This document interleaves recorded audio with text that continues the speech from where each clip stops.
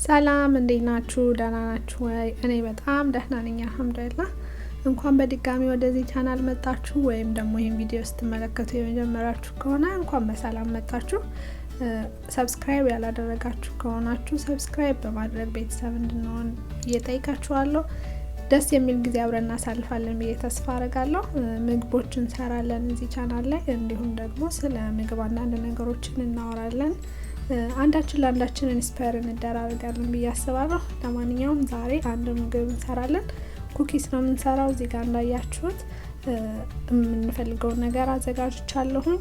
ያው ወቅቱ እንግዲህ የፓምኪን ነውና እዚህ እኔ ያለሁበት አካባቢ እንግዲህ ፓምኪን በጣም የሚበላበት ጊዜ ነው።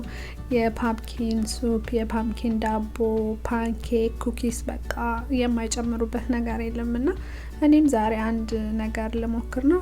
ቪዲዮ ጎን ለጎን ቅድም ያስገባውላችሁ ያንን ዱቄት ነው የምጠቀመው።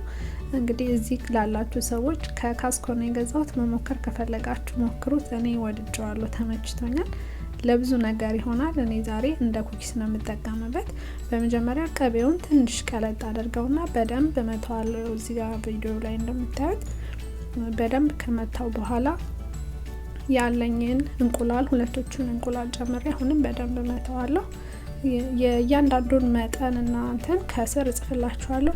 ኤኒዌይ እኔም ከዛ ላይ አይቼ ስለሆነ የሰራሁት ገዝታችሁ ከሞከራችሁት እዛው ላይ ታገኙታላችሁ። ወይም ይህን የዱቄቱን የካስኮ ማታገኙ ከሆነ ለዛ ምን መተካት እንደምትችሉ እኔ ከስር እጽፍላችኋለሁ። በጣም ይጣፍጥ ነበረ። እንግዲህ ፓምኪን የምትወዱ ከሆነ እኛ እንግዲህ ሀገራችን ላይ የዱባ ወጥ የዱባ ቀቀል ምናምን ነው አይደል የለመድ ነው። እስኪ ደግሞ በኩኪስ እንሞክረው። በተለይ ልጆች በጣም ወደውታል።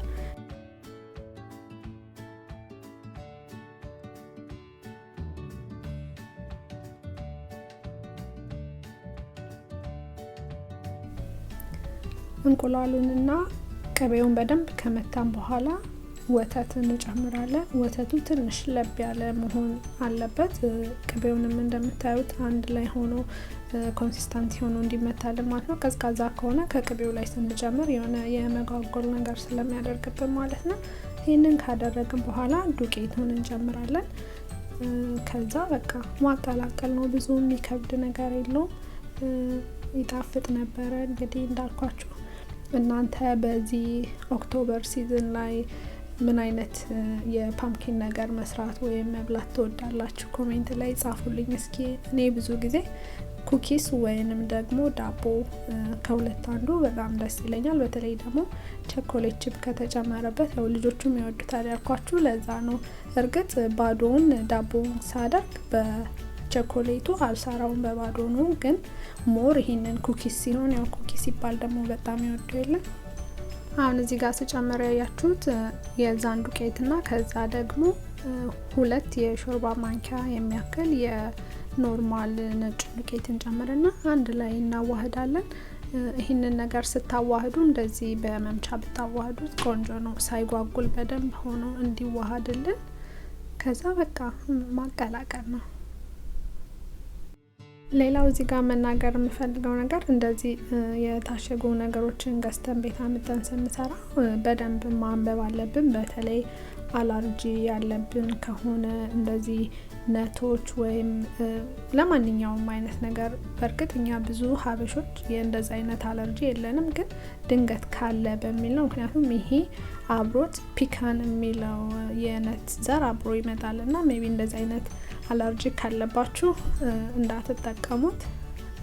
ያው ደስ ለማስታወስ ያክል ነው እንጂ ይሄ ሁላችንም የምናውቀው ኤቭሪዴይ ኤቭሪ ነገር ስንገዛ ቼክ የምናደርገው ነገር እንደሆነ አውቃለሁ። ጀስት ለማስታወስ ያክል ነው። ከዛ ያው እንደዚህ እንደምታዩት ሊጡ የሆነ ወፍራምም አይደለም ቀጭንም አይደለም፣ ልክ እንደዚህ አይነት ነገር ይሆናል። ከዛ አሁን ቸኮሌቱን ልጨምር ስለሆነ እንዳይፈራርስብኝ እንትኑን የማቀላቀልበትን ነገር እቀይራለሁ። ቸኮሌት እንደ ፍላጎታችሁ ነው መጨመር የምትችሉት። እኔ ኦልሞስት ወደ 1 ካፕ የሚያክል ነው ያደረኩበት።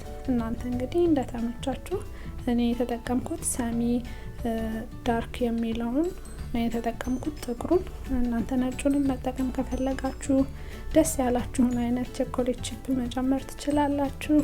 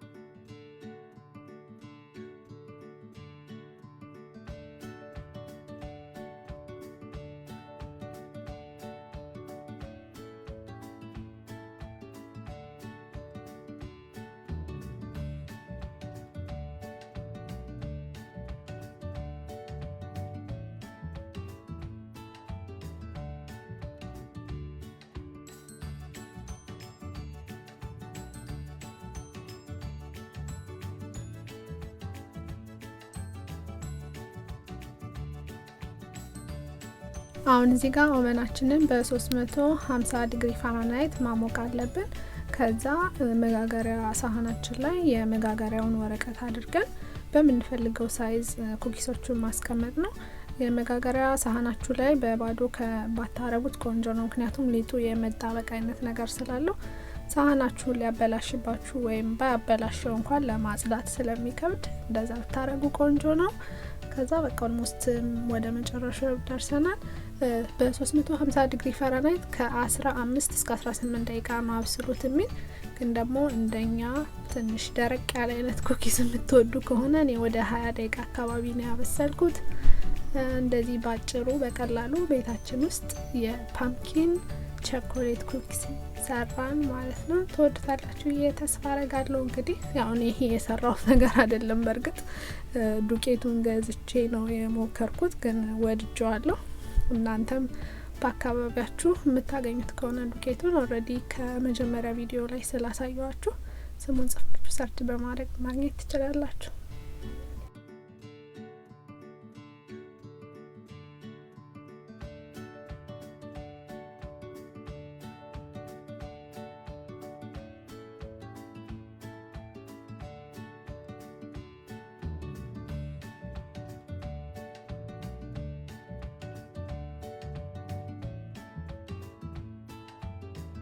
የተወሰነ ወደ ታች ጫን ጫን ካደረኩኝ በኋላ ከላዩ ላይ ፒካኖቹን እንጨምራለሁ። እናንተ ሌላ ለየት ያለ አይነት መጨመርም ከፈለጋችሁ ትችላላችሁ። እኔ አብሮ የመጣውን ራሱን ፒካኑን የተጠቀምኩት። እንዳልኳችሁ አላርጂ ካለባችሁ መጀመሪያ ሜክ ሹር ከመጠቀማችሁ በፊት ማለት ነው። ከዛ በቃ ምንም እንትን ያለ ነገር የለው። ጨራስን ኩኪያችንን ኦቨን ውስጥ እንጨምርና እኔ እንዳልኳችሁ ለ20 ደቂቃ ነው ያበሰልኩት። ግን በጣም እንደዚህ ቀንበር ያለ ነገር እንዲሆን ካልፈለጋችሁ 15 ደቂቃ ይበቃችኋል። ለስላሳ ነገር እንዲሆን ከፈለጋችሁ ከዛ ሼፕ ለማስያዝ ከፈለጋችሁ በዛው በቀላቀልኩበት እንደምታዩት ክብ ነገር ለማድረግ እየሞከርኩ ነው። ሊጡ የመጣበቅ ነገር ስላለው በእጄ ለመንካት እንትን አላለኝም። ከዛ ጨረስን። ያው ሻያችሁን አፍሩና ኢንጆይ አርጉ። ስለተከታተላችሁን በጣም አመሰግናለሁ። በሌላ የምግብ ስራ እንገናኛለን ብዬ ተስፋ አረጋለሁ። ከወደዳችሁት ላይክ ማድረግ አትርሱ። ሰብስክራይብ ካላደረጋችሁ አድርጉ።